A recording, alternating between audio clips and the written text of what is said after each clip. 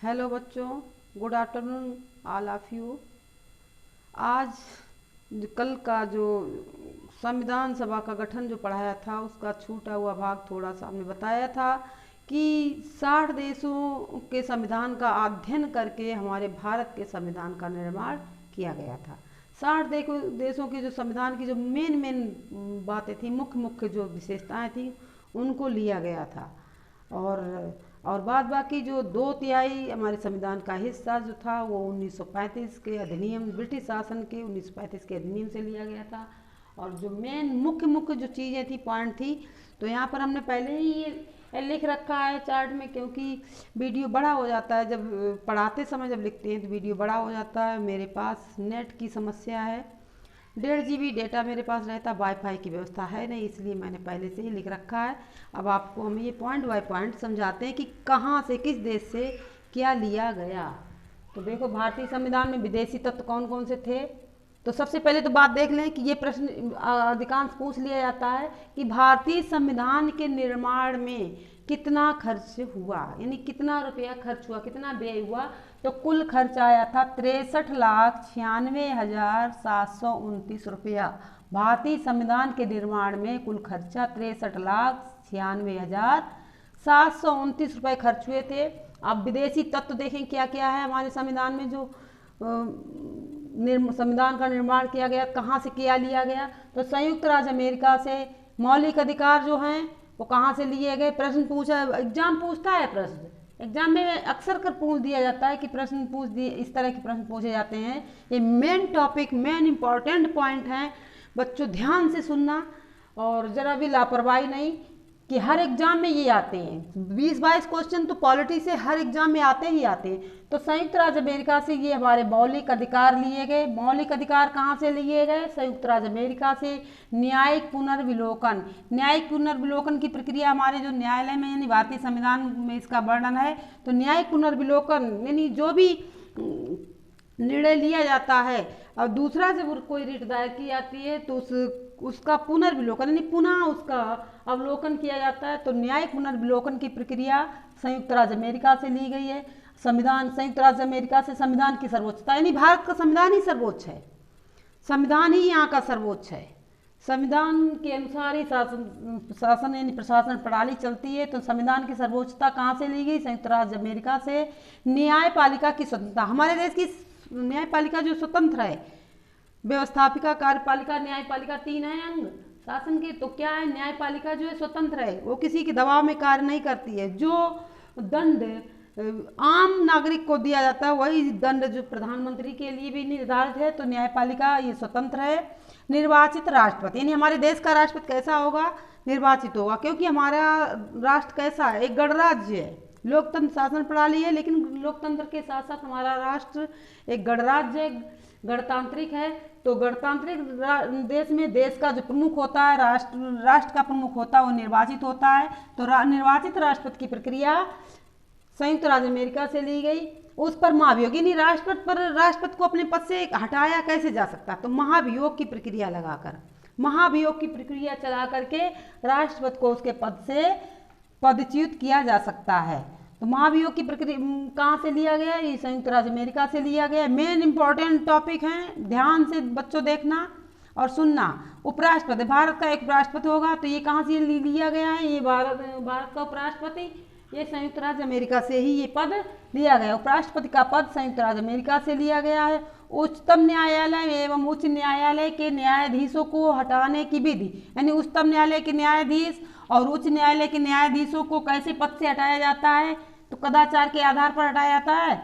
तो ये विधि, ये प्रक्रिया भी कहाँ से ली गई? ये संयुक्त राज्य अमेरिका से ली गई। और वित्तीय आपात, यानी आपातकालीन जो स्थितियाँ हैं, तो पूरे देश में जो आपातकाल लगाया जाता है, युद्ध, बाहरी आक्रमण, सशस्त्र विद्रोह के आधार पर, तो अनुच्छेद 352 के तहत, तो और एक है अनुच्छेद 356 के तहत राज्यों में जो राष्ट्र शासन लागू किया जाता है। ये नहीं, लेकिन जो 360 अनुच्छेद 360 के तहत जो वित्तीय आपात जो लगाया जाता है वो संयुक्त राज्य अमेरिका से लिया गया। केवल वित्तीय आपात संयुक्त राज्य अमेरिका से लिया गया, आपातकालीन पूरा आपातकाल नहीं लिया गया है, केवल वित्तीय आपात। ब्रिटेन से क्या लिया गया, हमारी संसदात्मक शासन प्रणाली। हमारी प्रणाली कैसी है, हमारी प्रणाली शासन प्रणाली जो संसदात्मक है, यानी मंत्रिमंडलीय शासन प्रणाली है। तो ये विधि, ये जो पॉइंट है संसदात्मक शासन प्रणाली, वो ब्रिटेन से लिया गया है। एकल नागरिकता, अन्य देशों में जैसे दोहरी नागरिकता है, अमेरिका में राज्य की अलग नागरिकता है और राष्ट्र की यानी देश की वह अलग नागरिकता है। तो अमेरिका में दोहरी नागरिकता है, ब्रिटेन में जिस तरह से एकल नागरिकता है, उसी तरह से हमारे भारत देश में भी एकल नागरिकता है। तो एकल नागरिकता का जो पॉइंट वो लिया गया संविधान में, वो ब्रिटेन के संविधान से लिया गया।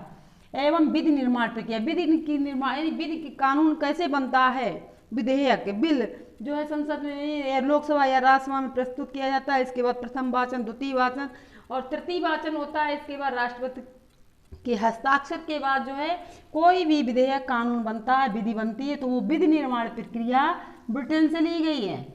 आयरलैंड से क्या क्या लिया गया, देखिए नीति निर्देशक सिद्धांत, तो ये सभी को पता होगा क्योंकि ये ज़्यादा ही कुछ पॉइंट आता है। तो नीति निर्देशक सिद्धांत आयरलैंड से लिए गए हैं। राष्ट्रपति के निर्वाचक मंडल की व्यवस्था, राष्ट्रपति के निर्वाचक मंडल, राष्ट्रपति का निर्वाचक मंडल में कौन कौन होते हैं, लोकसभा, राज्यसभा और राज्यों की विधानसभाओं के जो सदस्य होते हैं, निर्वाचित सदस्य, मनोनीत नहीं, निर्वाचित सदस्य, लोकसभा के निर्वाचित सदस्य, राज्यसभा के निर्वाचित सदस्य और विधान मंडलों के, राज्यों की विधान मंडलों के निर्वाचित सदस्य जो होते हैं वो राष्ट्रपति के निर्वाचक मंडल में होते हैं। तो राष्ट्रपति का निर्वाचक मंडल एकल संक्रमणीय मत प्रणाली द्वारा जो होता है, गुप्त मत, एकल संक्रमणीय गुप्त मतदान प्रणाली द्वारा। तो ये कहाँ से ये व्यवस्था की निर्वाचक मंडल की, ये पॉइंट कहाँ से लिया गया, ये आयरलैंड के संविधान से लिया गया। राष्ट्रपति द्वारा राज्यसभा में 12 सदस्य जो मनोनीत किए जाते, कौन कौन से, राष्ट्रपति द्वारा राज्यसभा में, केवल राज्यसभा में, लोकसभा में 2 एंग्लो इंडियन सदस्य मनोनीत किए जाते थे, लेकिन अब वो संशोधन हो चुका है, अब ऐसी व्यवस्था नहीं रही अब। तो राष्ट्रपति द्वारा राज्यसभा में अभी भी 12 सदस्य मनोनीत किए जाते हैं। जैसे विज्ञान, साहित्य, कला, विज्ञान और समाज सेवा के क्षेत्र से जो 12 सदस्य मनोनीत किए जाते हैं, ये पॉइंट जो है आयरलैंड के संविधान से लिया गया। राष्ट्रपति द्वारा राज्यसभा में 12 सदस्य का मनोनयन जो किया जाता है वो आयरलैंड से लिया जाए। आप देखो आपातकालीन स्थिति, आपातकालीन जो व्यवस्था होती है देश में, आपातकाल के समय सारी शक्तियां राष्ट्रपति के हाथ में पहुंच जाती हैं, यानी केंद्र में पहुंच जाती हैं। ये पॉइंट जो है ये आयरलैंड से लिया गया है। जो युद्ध, बाहरी आक्रमण और इसके बाद अनुच्छेद 356 के तहत राज्यों में और 360 के तहत जो वित्तीय आपात लिया जाता है वो तो अमेरिका से है। लेकिन ये आपातकालीन स्थिति जब आती है तो आपातकालीन पॉइंट आयरलैंड से लिया गया। ऑस्ट्रेलिया से क्या लिया गया, ऑस्ट्रेलिया से प्रस्तावना, यानी संविधान में जो प्रस्तावना है, उद्देशिका है, प्रस्तावना में ही संविधान का आधार पूरा कि संविधान कैसा होगा, ये बात प्रस्तावना में ही लिखी हुई है। संविधान जो है प्रस्तावना तो मुख्य है, उद्देशिका जो है संविधान की मुख्य है और सबसे उद्देशिका या प्रस्तावना संविधान में सबसे बाद में जोड़ी गई। तो प्रस्तावना की भाषा हम भारत के लोग, भारत को संपूर्ण प्रभुत्व संपन्न, तो ये भाषा कहाँ से ली गई, ये ऑस्ट्रेलिया से ली गई है। लेकिन प्रस्तावना जो ली गई वो संयुक्त राज्य अमेरिका से ली गई प्रस्तावना, लेकिन प्रस्तावना की भाषा ऑस्ट्रेलिया से। प्रश्न अगर ये पूछा जाए कि प्रस्तावना, भारत के संविधान की प्रस्तावना कहाँ से ली गई है, तो आप बताना कि ये संयुक्त राज्य अमेरिका से ली गई। लेकिन प्रस्तावना की जो लैंग्वेज है, प्रस्तावना की लैंग्वेज वो ऑस्ट्रेलिया से ली गई है। अब संवर्ती सूची का प्रावधान, संवर्ती सूची यानी 3 सूचियां हैं, केंद्र सूची, राज्य सूची, संवर्ती सूची। जो हमारी 7वीं अनुसूची में ये इन तीनों सूचियों का वर्णन किया गया है, तो ये इसमें से संवर्ती सूची का प्रावधान कहाँ से लिया गया, ये ऑस्ट्रेलिया से लिया गया कि संवर्ती सूची ऑस्ट्रेलिया से ली गई है। केंद्र एवं राज्यों के बीच संबंध, केंद्र एवं राज्यों के बीच कैसे संबंध होगा, क्या संबंध होगा, कैसे संबंध होगा, तो इसके लिए एक आयोग का गठन हुआ था, सरकारी आयोग। तो ये पॉइंट जो है केंद्र एवं राज्यों के बीच संबंध वाला, ये भी ऑस्ट्रेलिया से लिया गया। और शक्तियों का विभाजन, शक्तियों का विभाजन कि केंद्र के पास कितनी शक्तियां होंगी, क्या विषय होंगे, राष्ट्र के पास क्या होंगे, और यानी न्यायपालिका की शक्तियां अलग हैं, राष्ट्रपति की शक्तियां अलग हैं और मंत्रिमंडल की यानी प्रधानमंत्री की शक्तियां अलग हैं। तो शक्तियों का विभाजन कहाँ से लिया गया, ये ऑस्ट्रेलिया से लिया गया। और इसके बाद आपातकाल के दौरान राष्ट्रपति को मौलिक अधिकारों से संबंधित शक्तियां, यानी कौन कौन से मौलिक अधिकार हमारे जो है वो प्रतिबंधित हो जाते हैं, निर्वसन हो जाता है उनका।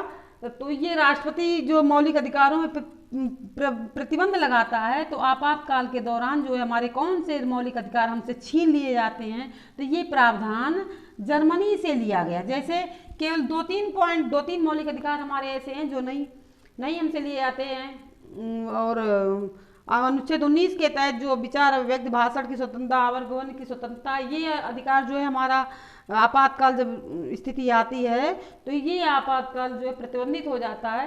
तो इस तरह की शक्तियां जो राष्ट्रपति के पास हैं, तो कहाँ से ली गई आपातकाल के दौरान मौलिक अधिकारों पर जो प्रतिबंध लग जाता है, तो ये जर्मनी से ये पॉइंट लिया गया। तो संघात्मक विशेषताएं, यानी वैसे हमारा संविधान क्या है, संघात्मक है, लेकिन जब आपातकाल की स्थिति आ जाती है तो एकात्मक हो जाता है। एकात्मकता के लक्षण कई एक हैं, जैसे एकल नागरिकता है, और आपातकाल के समय सारी जो संपत्ति सूची और राज सूची के विषय जो और शक्तियां हैं वो एक होकर के केंद्र के पास पहुंच जाती है। तो ऐसी स्थिति में तो संघात्मक विशेषताएं, यानी संघात्मक विशेषताएं कनाडा से ली गई हैं। अवशिष्ट शक्तियां, जो बची हुई शक्तियां होती हैं, यानी जिनका बंटवारा हो जाता है, केंद्र सूची के जो विषय हैं, राज सूची के अलग विषय हैं और संवर्ती सूची विषय अलग है, लेकिन इन सबसे जो छूटे हुए विषय रह जाते हैं वो अवशिष्ट शक्तियां किसके पास, केंद्र के पास होती हैं। तो वो कनाडा से ये पॉइंट लिया गया है, अवशिष्ट शक्तियों का पॉइंट कनाडा से लिया गया है। जैसा कि उद्देश्य प्रस्ताव नेहरू जी ने जब प्रस्तुत किया जाता था, तो अवशिष्ट शक्तियां उन्होंने स्वायत्त इकाइयों को देने की बात कही थी, तो ये बात स्वीकार नहीं की गई, तो अवशिष्ट शक्तियां केंद्र को दे दी गई, स्वायत्त इकाइयों को नहीं, स्वायत्त राज्यों को नहीं दी गई, अवशिष्ट शक्तियां केंद्र के पास। तो ऐसा प्रावधान जो है ये पॉइंट कनाडा से लिया गया। दक्षिण अफ्रीका से क्या लिया गया, यानी दक्षिण अफ्रीका से संविधान संशोधन की प्रक्रिया, कि संविधान में किस प्रकार से संशोधन होगा, तो संविधान संशोधन की प्रक्रिया का प्रावधान दक्षिण अफ्रीका से लिया गया। ये अनुच्छेद 368 में आता है। तो याद रखना, दक्षिण अफ्रीका से संविधान संशोधन की प्रक्रिया का प्रावधान लिया गया। हमारे मौलिक कर्तव्य जो अनुच्छेद 51A में जिनका वर्णन किया गया है, अनुच्छेद 51(1) में मौलिक कर्तव्यों का वर्णन, क्योंकि मूल संविधान में हमारे मौलिक कर्तव्य थे नहीं, लेकिन जो 51A में मौलिक कर्तव्य 10 जोड़े गए। अब 86वें संशोधन, जब संविधान का 86वां संशोधन हुआ तो 11वां मौलिक कर्तव्य और जोड़ दिया गया। तो ये मौलिक कर्तव्य हमारे रूस से लिए गए। ये मौलिक कर्तव्य कहाँ से लिए गए, ये रूस यानी सोवियत संघ से। जब सोवियत संघ का विघटन नहीं हुआ था, 1990 में सोवियत संघ का विघटन हो गया, इसलिए इसे रूस कहते हैं। तो सोवियत संघ से मौलिक कर्तव्य लिए गए या रूस से लिए गए, दोनों एक ही चीज़ है, दोनों एक ही बातें हैं। और विधि द्वारा स्थापित प्रक्रिया, यानी विधि द्वारा स्थापित प्रक्रिया का मतलब किसी को दंड दिया जा सकता है, तो दंडित करने का प्रावधान विधि द्वारा ही स्थापित प्रक्रिया से होता है। तो ये कहाँ से लिया गया, ये जापान से लिया गया। विधि द्वारा स्थापित प्रक्रिया जो ये पॉइंट है ये जापान से लिया गया। और हमारी गणतंत्रात्मक शासन पद्धति, यानी कि राष्ट्र का प्रमुख राष्ट्रपति जो है वो निर्वाचित होगा, और प्रधानमंत्री मंत्रिमंडल और की व्यवस्था और निर्वाचित राष्ट्रपति की व्यवस्था, ये गणतंत्रात्मक शासन प्रणाली जो है। निर्वाचन, राष्ट्रपति की निर्वाचन की प्रक्रिया तो ऊपर बता चुके हैं कि ये आयरलैंड, और निर्वाचित राष्ट्रपति संयुक्त राज्य अमेरिका से, और निर्वाचक मंडल आयरलैंड से, और गणतंत्रात्मक शासन पद्धति यानी ये फ्रांस से लिया गया कि हमारा राष्ट्रपति जो है प्रमुख, राष्ट्र का प्रमुख निर्वाचित होगा। बच्चों आज के लिए इतना ही, और अगले दिन कल हम प्रस्तावना, आपको संविधान की प्रस्तावना में क्या है, किस तरह की प्रस्तावना है, इसके विषय में कल हम बताएंगे। और वीडियो देखने के लिए बहुत बहुत धन्यवाद। लेकिन एक बात और, एक रिक्वेस्ट कर रही हूँ मैं आपसे कि मेरा प्लीज़, आप लोग देखते तो हो लेकिन चैनल सब्सक्राइब नहीं करते हो, तो प्लीज़ चैनल को सब्सक्राइब करें और लाइक करें।